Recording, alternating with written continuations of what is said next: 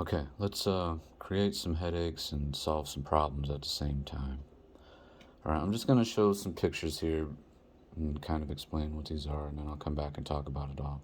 Okay, this is called high rail trucks. Okay, what these are is a system that you can put onto smaller trucks so that they can ride on railroads. Okay, everybody knows what a semi and a tractor trailer is.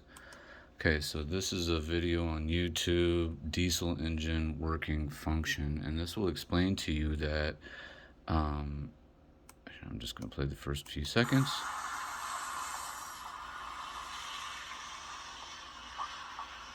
A diesel locomotive is basically an electric locomotive. Okay, a diesel locomotive is basically an electric locomotive, and this goes on to say that a diesel engine powers an electric drivetrain. Okay, so here's a whole bunch of railroad cars with trailers stacked on them on rails, right? Okay, here's some farm equipment. Okay, these are a whole bunch of different machines that use diesel engines. Okay, and this is also the rail system, a general rail system across the United States. Okay, so what I'm trying to say is, with all this fuel problem going on across the United States, and not to mention people driving on the highways next to semis, there are miles and miles and miles of semis taking up transportation routes on streets and roadways when they could be on the rail systems, because semis, unlike passenger vehicles, semis use our highway systems to travel thousands of miles at a time, hundreds and thousands of miles at a time in one direction. So they are literally trying to go north and south or east and west in one direction for hundreds and hundreds of miles. Every day. They do this every day, and they take up a lot of our roadway space. Okay? But look what we can do. We can see, they do it on this big tractor right here, this is a diesel engine tractor. You can do the same thing to this guy, right? And then see, we can talk to people at General Electric and say, hey, why can't we take this technology, this diesel engine where it's connected to an electric drivetrain, and put it on this? Or even we can take this car right here, this rail car right here, and change just one wheel system in the front to a drivetrain, where I can just pull a semi right up on here, and I can have I can pull my semi and trailer right up onto this car, right? But then on my tractor, right on the front, where the tractor and the trailer meet, right here at the wheels, you see where the wheels are?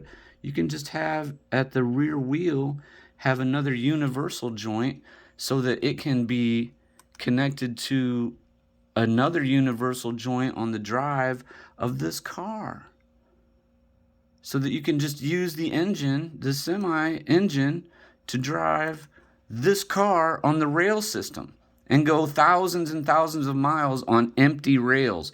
How often do you drive on the highway and see empty train rails, just empty, while you're driving on the highway, but you're damn sure next to a whole bunch of semis, right?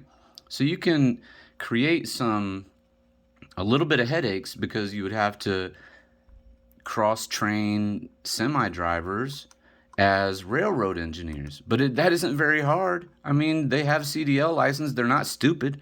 You know what I mean? They know all about, they're constantly in contact with dispatch, who runs their, how they get around the entire continent. They transport shit everywhere. They know how to talk to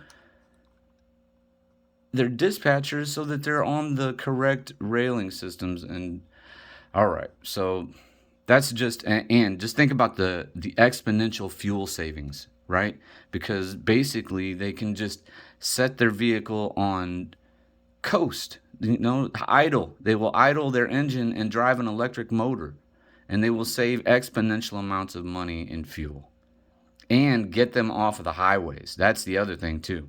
Not saying that we need fucking truckers. Don't get me wrong, but you have to understand, if you know what it's like riding in a car next to big semis. Well, the semis, the drivers, they think the same thing, is that driving next to small vehicles sucks, man, because just like paying attention to motorcycle drivers, semis have to pay attention to car drivers because they're stupid.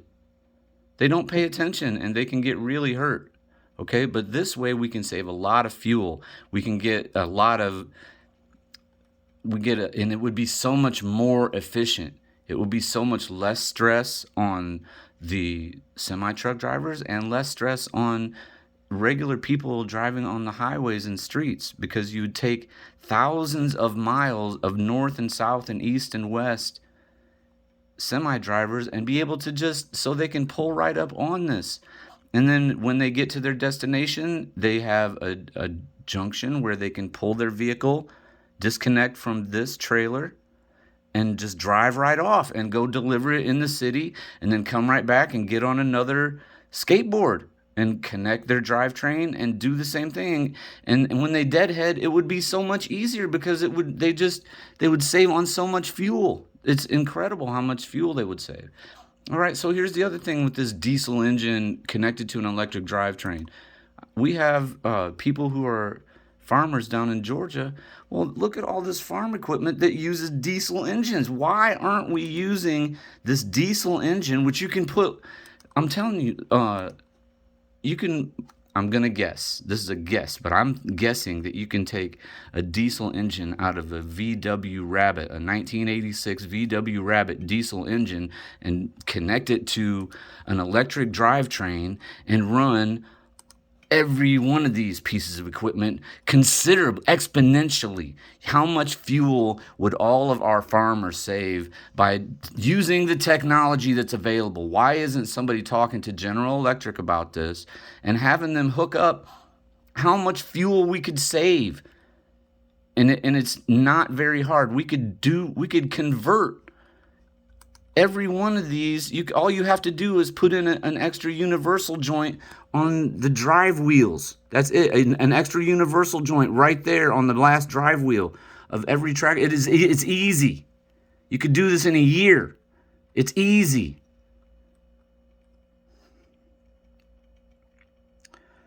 Okay, so maybe we can find somebody who can talk to General Electric about it. I don't know. I got great ideas, but I don't know anybody. That's the whole problem, you know? Look, all across the country, north and south, east and west, all across the country, all of these rail lines could be full of semis instead of having them on our blacktop and all of our highways and inner city roads.